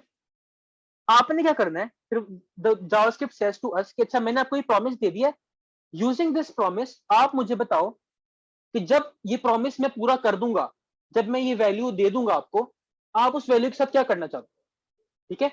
मुझे ये बता दो आप क्या करना चाहते हो, और मुझे आप कैसे बताओगे, you will specify that using this then function, कि when the promise is resolved, when the promise is fulfilled, जब डेटा आ जाएगा, then do this, do what, उसके लिए मुझे एक फंक्शन देना पड़ेगा यहाँ अंदर, और उस फंक्शन में मैं वही काम करूंगा जो मैंने करना था, ठीक है। तो नोटिस यहाँ पे हुआ क्या है, मैं वो जो अंदर लिख रहा था ना, इस फंक्शन के अंदर लिख रहा था, अब मैं इस फंक्शन के अंदर कुछ नहीं लिख रहा, ठीक है। मैं फंक्शन से बाहर अगली लाइन पे कुछ लिख रहा हूं, ठीक है। तो इससे सिंटैक्स सिंप्लीफाई हो गया, पर जो काम हो रहा है वो एग्जैक्टली वही है, ठीक है। जावास्क्रिप्ट जब इसको कंपाइल करती है तो बैक एंड पे होता वही है जो कॉलबैक्स में हो रहा, ठीक है। Functionally this is no different, but इसको इसको लिखने का अंदाज जरा मुख्तलिफ है, ठीक है। तो बट इट सेज इज के जैसे ही आप इस लाइन पे पहुंचेंगे हम फेच रिक्वेस्ट को इनिशिएट कर देंगे, we will start sending the data. अभी हमारे पास रिस्पॉन्स आया नहीं होगा, so in the meantime hold on to this promise, ठीक है। और साथ ही इस प्रॉमिस के जरिए हमें बता दें कि व्हेन द प्रॉमिस रिजॉल्व्स, ठीक है, when the data is finally returned, then what do you want to do, ठीक है। एक फंक्शन हमें दे दें, ठीक है, वो मैंने फंक्शन इनको दे दिया कि ठीक है कि when the promise is resolved then do this, ठीक है। They will call this function, जब भी रिस्पॉन्स आ जाएगा ये इस फंक्शन को कॉल करेगा आपका ब्राउजर, इसको वो रिस्पॉन्स भी पास कर देगा, ठीक है। And we will do whatever we want to do, ठीक है। मैं इसको फिलहाल सिर्फ इस रिस्पॉन्स को कंसोल लॉग कर लेता, ठीक है। Let's see if this works. Lahore submit query, ठीक है, थोड़ी देर इट वेट्स एंड देन उसके बाद ये देखो रिस्पॉन्स आ गया, ठीक है। उन्होंने रिस्पॉन्स भेज दिया है, इसके अंदर आपको लिखा हुआ मिल जाएगा सब कुछ जो आपको डेटा चाहिए था सारा का सारा, ठीक है। उन्होंने यानी रिस्पॉन्स आ गया हमारे पास, इसको रीड करने पे बात करते हैं। बट सी थोड़ा सा टाइम लगा था, अराउंड यानी 1 सेकंड तो लगा था, ठीक है। तो हुआ ये इस सिंटैक्स पे कंफ्यूजन है, can you see how this syntax works. हम फिर रीड करने पे आते हैं रिस्पॉन्स को,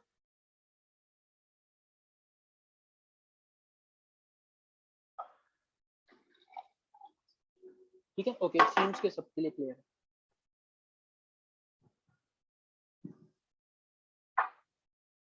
ओके, ठीक है। ये जो प्रॉमिस है ये एक जावास्क्रिप्ट ऑब्जेक्ट है, ठीक है। इसके अंदर एक देन का फंक्शन होता है और एक कैच का फंक्शन भी होता है। आप दो चीजें स्पेसिफाई करते हो, एक देन स्पेसिफाई करते हो कि अगर प्रॉमिस सक्सेसफुली रिजॉल्व हो गया, if the browser is able to keep its promise, if it is successfully able to get the response for you, then what you want to do, ठीक है। On the other hand but if the browser fails, but if जो URL था वो गलत था या internet बंद हो गया, क्रैश कर गया, कोई मसला हो गया on the way, in that case there will be an error, browser एक एरर थ्रो करेगा। एरर्स को हम कहते हैं कि the browser will throw an error, ठीक है। ये बल्कि थ्रो का फंक्शन भी एक जावास्क्रिप्ट में होता है, ठीक है। जिस you use it to throw an error, errors के बारे में ये टर्म अक्सर यूज होती है, थ्रोइंग एन एरर, कि उसने एरर थ्रो कर दिया या so on. We also need to catch this error, अब ब्राउजर एरर को थ्रो कर रहा है, so we need to catch this error, कि अगर एरर हो जाए तो मैं क्या करना चाहता हूँ, हमने ब्राउजर को ये भी बताना है। यानी ये जो देन वाला फंक्शन है ये तब एग्जीक्यूट होगा if everything works out perfectly, but if everything does not work out perfectly तो क्या करना है वो हम स्पेसिफाई करते हैं इसके अंदर, कैच के अंदर, ठीक है। यहाँ पे भी हम एक फंक्शन पास करते हैं, ठीक है। ब्राउजर इसमें हमें एरर दे देता है कि जो एरर आया था वो क्या है। इन that case I just console log the error, ठीक है। हम देख लेते हैं, लेट्स से अगर मैं यूआरएल गलत लिखता हूँ, ठीक है, तो क्या होता है, एरर प्रिंट हो जाएगा hopefully. Console log and see error यहाँ पे प्रिंट हो गया। मैं हो सकता है मैं एरर ना प्रिंट करूँ, मैं अपनी कस्टम एरर लिख दूं कि समथिंग वेंट रॉन्ग, ठीक है, सी समथिंग वेंट रॉन्ग, ठीक हो गया। तो क्या हुआ है कि ब्राउजर ने मुझे प्रॉमिस किया था कि मैं तुम्हें वैल्यू दूंगा, the browser was not able to get the value, ठीक है, क्योंकि यूआरएल गलत था, तो ब्राउजर ने एरर थ्रो कर दिया, उस एरर को मैंने कैच कर लिया, ठीक है, और मैंने ब्राउजर को एक फंक्शन दिया हुआ था कि in case you throw an error, तो उस एरर को कैच इस तरह करना, do this when an error occurs, ठीक है। अच्छा, अब इस रिस्पॉन्स की बात, ये एरर थ्रो कैच वाली चीज समझ में आ गई है?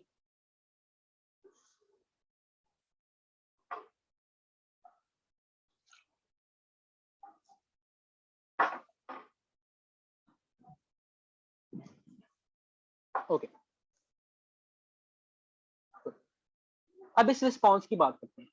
ये जो रिस्पॉन्स आता है ना ब्राउजर से, यहाँ पे बाय डिफॉल्ट हमारे जावास्क्रिप्ट के इस कोड को नहीं पता कि ये रिस्पॉन्स जेसॉन फॉर्मेट में आ रहा है। देयर मल्टीपल फॉर्मेट्स जिसमें हम रिक्वेस्ट भेजते और रिसीव करते हैं, इंटरनेट पे कई राइज हैं, JSON is the most popular one. JSON से पहले एक्सएमएल होता था, XML is just like HTML, ठीक है, थोड़ा सा मुख्तलिफ है उससे, अब बहुत कम यूज होता है।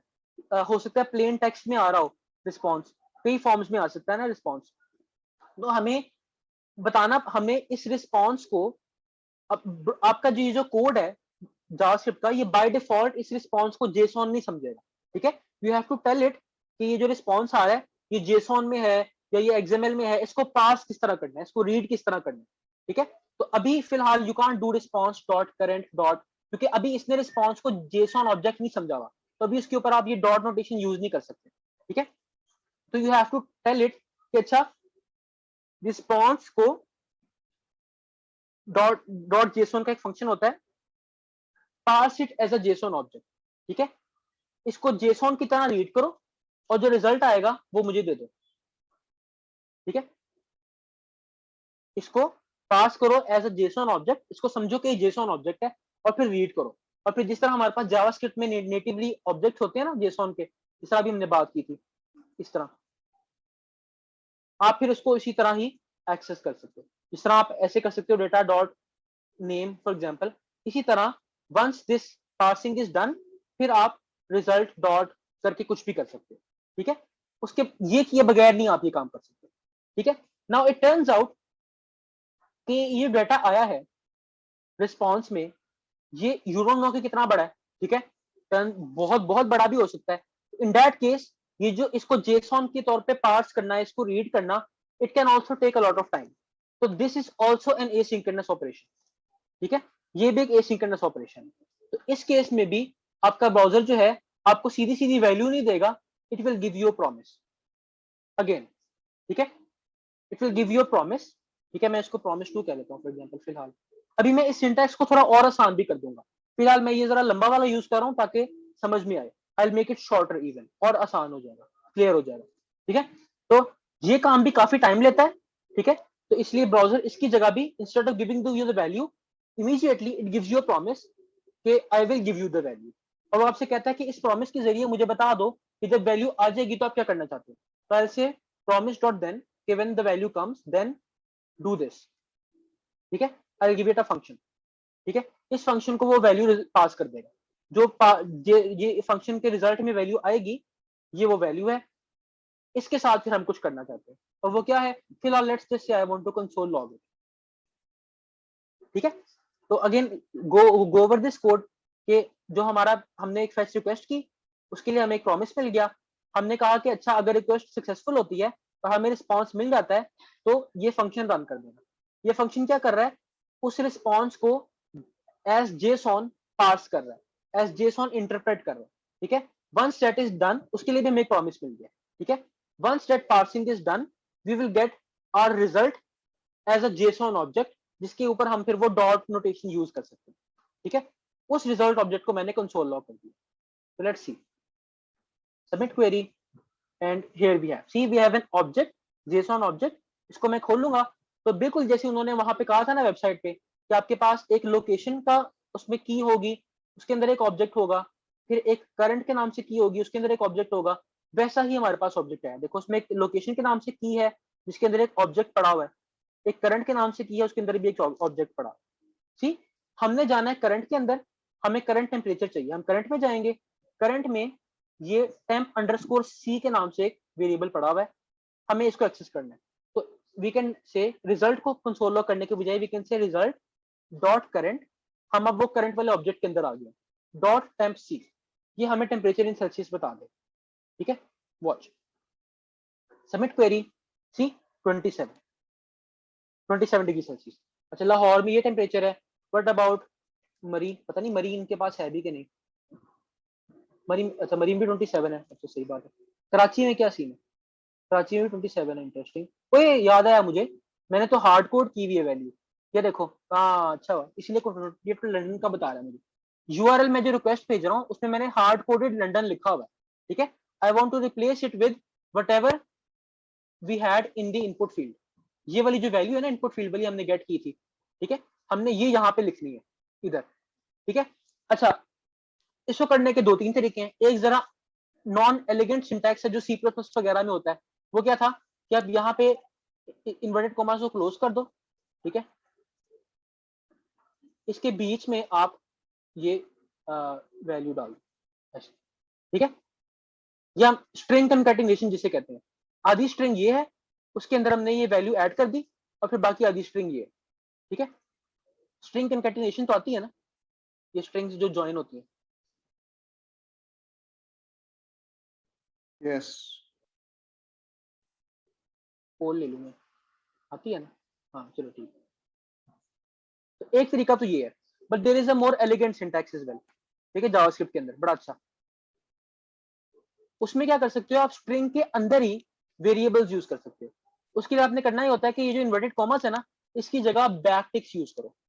बैक टिक जो है आपके कीबोर्ड के अंदर टैब की के ऊपर होता है और एस्केप की के नीचे होता है। ठीक है, बैक टिक वो यूज करो। फिर आपने जहां पे भी वेरिएबल यूज करना है ना, वहां कर्ली ब्रेसिस के अंदर वेरिएबल का नाम लिख दो ऐसे, और सॉरी पीछे डॉलर का साइन भी लगा दो। सी ये ब्लू हो गया। ठीक है, यहाँ पे ये जो वैल्यू वेरिएबल है, ये वाला वेरिएबल वैल्यू, इसकी वैल्यू एंटर हो जाएगी। ठीक है, तो ये as a part of this string इसको ट्रीट नहीं करेगा, इसको एज जावास्क्रिप्ट कोड इंटरप्रेट करेगा। ठीक है, तो जो वेरिएबल वैल्यू है उसकी वैल्यू यहाँ पे प्रिंट हो जाएगी, उसके अंदर जो पड़ा हुआ है वो यहाँ पे प्रिंट हो जाएगा। ठीक है, तो you can do it both ways, this is more elegant, मैं इस तरह करूंगा। ठीक है, now this should be give us whatever we write here. Lahore का टेम्परेचर चाहिए तो it will give us 34 degree Celsius. ठीक है, कराची का कितना है? 31। ठीक है, मरी में कितना है पता नहीं, मरीन के पास रिकॉर्ड है, हाँ 29.9 है मरी के अंदर। बट अबाउट स्कर्दू, स्कर्दू में 9.7 है। ठीक है ना, आइसलैंड, ये तो मुल्क का नाम है, 9 डिग्रीज। ठीक है, इस तरह सी इट वर्क्स। मैं बस ये चाहता हूँ कि ये कंसोल लॉग करने की बजाय मैं इस वैल्यू को, हमारे जो एक पैराग्राफ बनाया था ना, ये पैराग्राफ जिसकी आईडी हमने डेमो दी थी, इसके अंदर लिख दूं मैं। ठीक है, ताकि यूजर को नजर आए, यूजर तो कंसोल में जाके ही ना देखेगा। तो हम उस पैराग्राफ को ऊपर पहले तो गेट करते हैं, document dot gate element by ID demo. ठीक है, हमने पैरा के नाम से उसको रख लिया है, पैरा के अंदर हम ये डाल देंगे इस टेम्परेचर को। ठीक है, और हम साथ में डिग्री सेल्सियस का वो भी लिख देंगे, मुझे डिग्री का सिंबल मिल जाए, वो जो गोल से दायरा होता है, ये कॉपी किया यहाँ से, पेस्ट डिग्री सेल्सियस। ठीक है, let's see now, see 9 degree Celsius Lahore, 34 degree Celsius in so on. ठीक है, अच्छा मैं ये आपको ये बता देता हूँ। अच्छा पहले यहाँ तक समझ आ गई है, कोई कंफ्यूजन इस पूरी चीज के अंदर?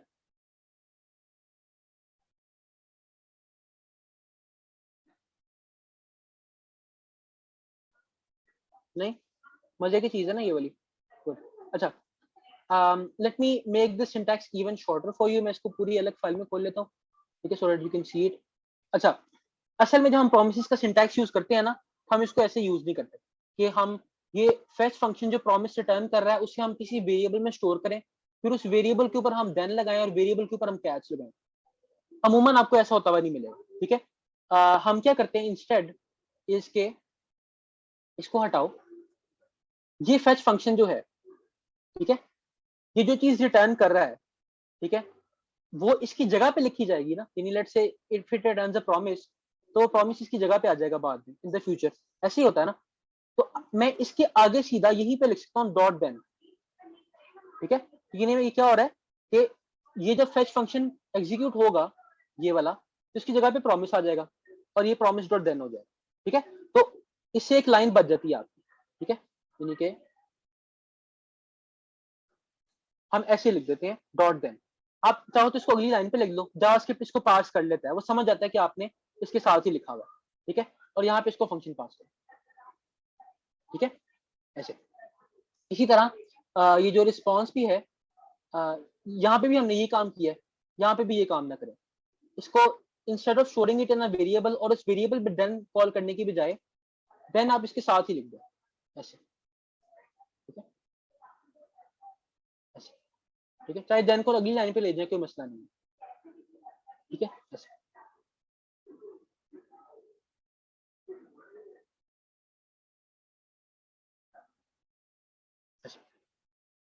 ठीक है, इसी तरह कैश भी आप यहाँ पे नहीं लिखेंगे, ये जो देन था ये पूरी देन स्टेटमेंट है, ठीक है, इसके आगे आप डॉट कैच लगा देते हैं,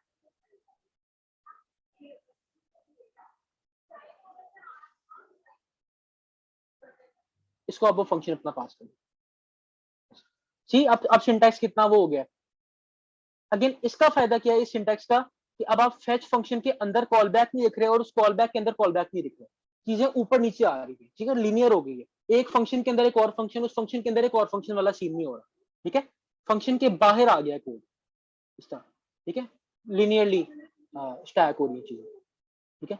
एक इससे भी आसान syntax which is the final piece of the puzzle जो आज हमने करनी है, ठीक है, कि अच्छा वैसे ये चीज समझ आ गई कि ये डॉट देन इस तरह मैंने बगैर वेरिएबल के कैसे लिख लिया, ये समझ में आ गई, मुश्किल तो नहीं था।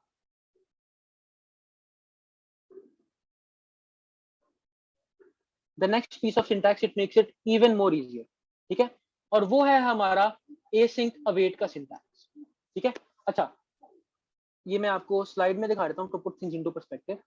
तो हमने पहले कॉल बैक प्रोमिसेस किए, कॉल बैक फंक्शंस प्रोमिसेस किए, प्रोमिसेस काम वही करते हैं जो कॉल बैक्स करते हैं, बस इट्स अ नीटर सिंटैक्स, ठीक है, डॉट देन और डॉट कैच के जरिए।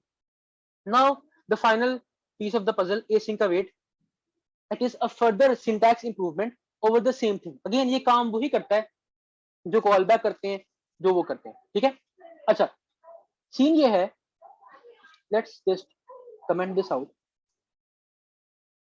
सीन ये था जनाब कि हम जो पहले ये काम कर सकते होते थे ना, कि आपने एक फेच फंक्शन लिखा, ठीक है, उसमें एक यूआरएल था, ठीक है, जो उससे डाटा आया उसको आपने एक वेरिएबल में स्टोर किया ऐसे करके, ठीक है, और उसके बाद आपने कंसोल डॉट लॉग डाटा कर दिया।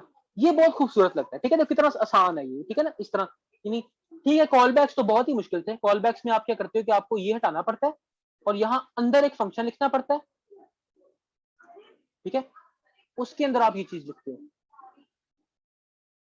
ठीक है।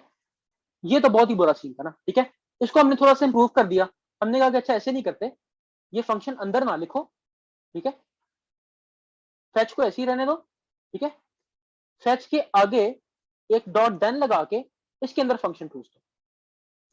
बट अगेन ये एक फंक्शन के अंदर एक फंक्शन तो फिर भी आ गया ना, यानी ठीक है, इसमें वो लीनियर स्टैकिंग नहीं होगी, function within function within function, उसको तो वेट कर दिया, लेकिन still it is not as neat as this.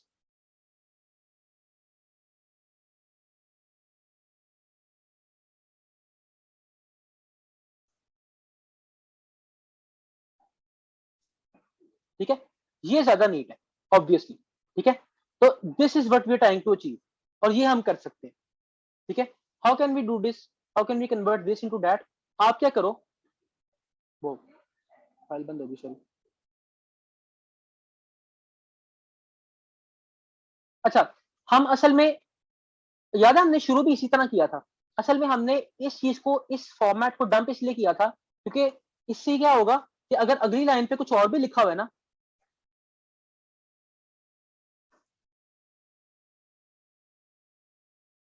ठीक है, तो ये भी ब्लॉक हो जाएगा। ठीक है, अगर मैं इस तरह लिख देता हूँ, किसी तरह लेट से मैं इस तरह लिख देता हूँ, तो अब क्या होगा कि मैं चाहता हूँ कि ये वाली लाइन तब तक एग्जीक्यूट ना हो जब तक ये फेच करे कोई रिस्पॉन्स नहीं आ जाता। ठीक है, तो अगेन हम उसी मसले पे आगे वापस कि फिर ये लाइन ब्लॉकिंग कर देगी। ठीक है, और इससे आगे का सारा कोड ब्लॉक हो जाएगा। ठीक है, I have no way of telling JavaScript कि कौन सा कोड इस फेच रिक्वेस्ट के लिए वेट करे और कौन सा कोड वेट ना करे। ये बताने का एक ही तरीका था और वो ये था। ठीक है, कि आप जो जो कोड आप चाहते हो कि वेट करे फेच रिक्वेस्ट का, उसको आप एक फंक्शन के अंदर इनक्लोज करके दे दो जावास्क्रिप्ट को, ये वाला कोड है, इसको बाद में रन करना, और जो बाहर कोड पड़ा हुआ है वो वैसे ही रन होगा। ठीक है, इसलिए हमने इस चीज को डंप किया था, ये वाली जो चीज थी कि लाइन बाय लाइन लिखने को। ठीक है, कि ये ब्लॉकिंग हो जाता है। तो अब मैं आपको सिंटैक्स बताने लगा हूं। ठीक है, it does the same thing, ये वही कॉल बैक्स वाली चीज ही करता है, बट इसको आप सिर्फ तब यूज कर सकते हैं जब आप, जिस तरह आप लोग कह रहे थे ना कि you can tolerate the blocking thing, कि पूरा का पूरा प्रोग्राम आगे का जो है आपका सारा का सारा प्रोग्राम वो उस डेटा के ऊपर डिपेंड कर रहा है। ठीक है, आगे कोई ऐसा कोड नहीं है जो आपने रन करना हो जो इस डेटा के बगैर काम करता हो। ठीक है, इन दैट केस फिर आपको ये वाला डॉट देन वगैरह यूज करने की जरूरत नहीं है। ठीक है, फिर आप सिर्फ ये करें कि इस फेच के पीछे ये लिख दें अवेट। ठीक है, तो व्हाट विल हैपन इज कि यहाँ पे इस लाइन पे आके JavaScript will wait for this fetch function to finish, वो वैल्यू यहाँ पे स्टोर हो जाएगी। ठीक है, और ये आगे का कोड उसके बाद चलेगा। ठीक है, तो ये अगेन जिस तरह नॉर्मल होता था लिनियर फैशन में कोड उस तरह चलेगा, but again you're back to the same problem कि अगर आपका आगे कोई ऐसा कोड है जो आप चाहते हो कि जिस कोड को वेट ना करना पड़े फेच रिक्वेस्ट का, तो वो अब आप नहीं कर सकते। अगर आप वो करना चाहते हो तो the cleanest syntax you can find is the promise syntax. ठीक है, you can't do better than that, but कई दफा होता है कि आप चाहते हो कि अच्छा मेरा पूरा कोड जो है वो वेट करे फेच के लिए, then you can use await. The only difference is के व्हेन यू यूजिंग अवेट, ठीक है, तो ये अवेट स्टेटमेंट आप जिस फंक्शन के अंदर यूज कर रहे हैं ना, right now we using it inside this function, ये बड़ा फंक्शन बाहर जो पड़ा हुआ है। ठीक है, उस फंक्शन के पीछे आपने लिखना पड़ता है async.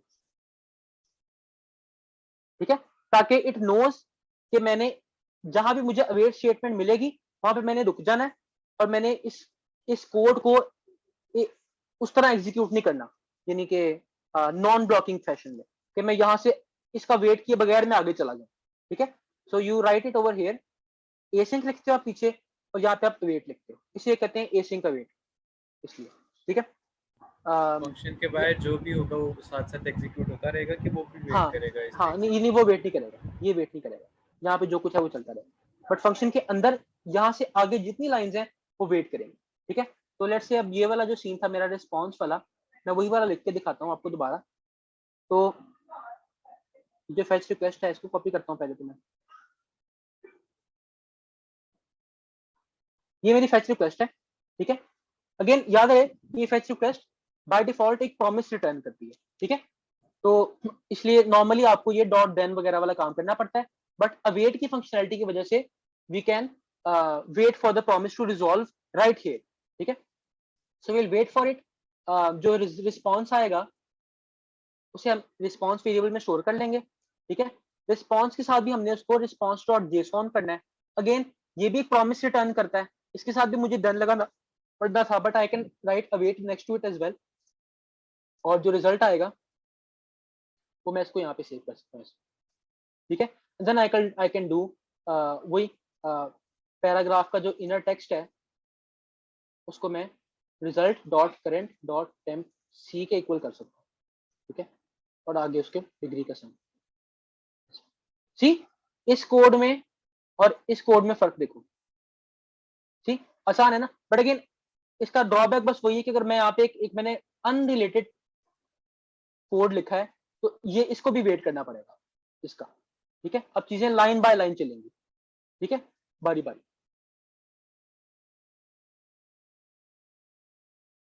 But this work just as fine. इसको रन करके दिखा देता हूँ ना आपको।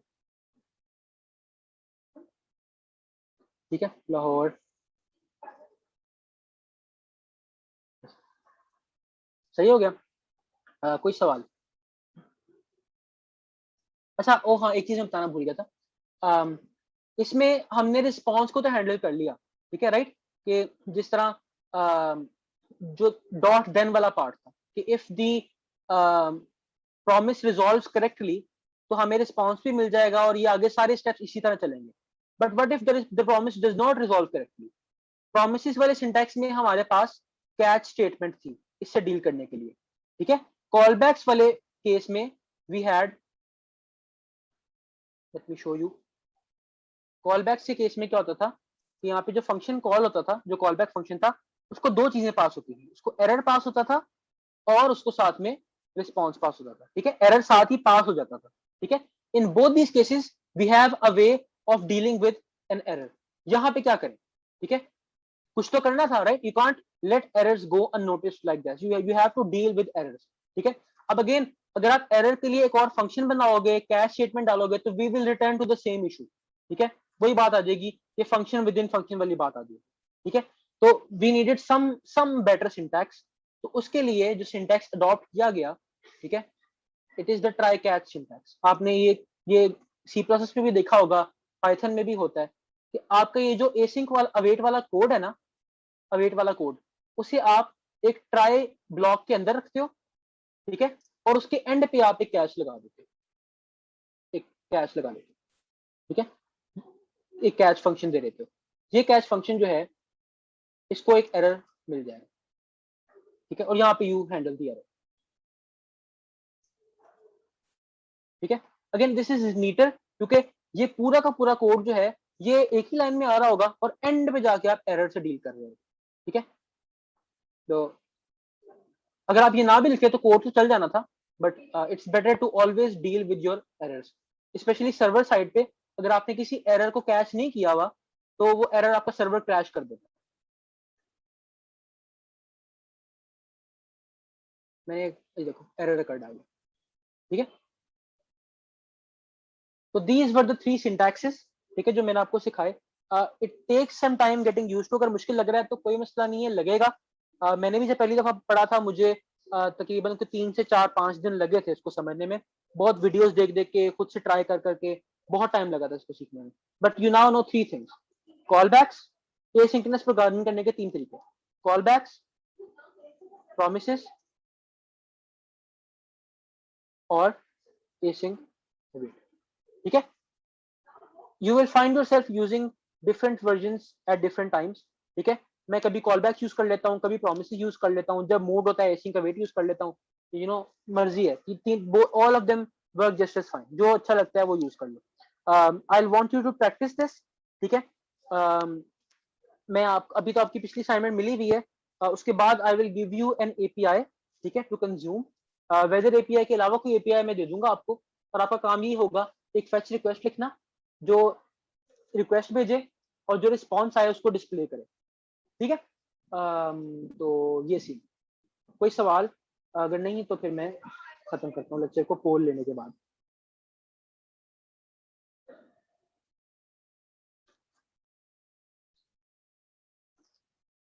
गला बैठ गया,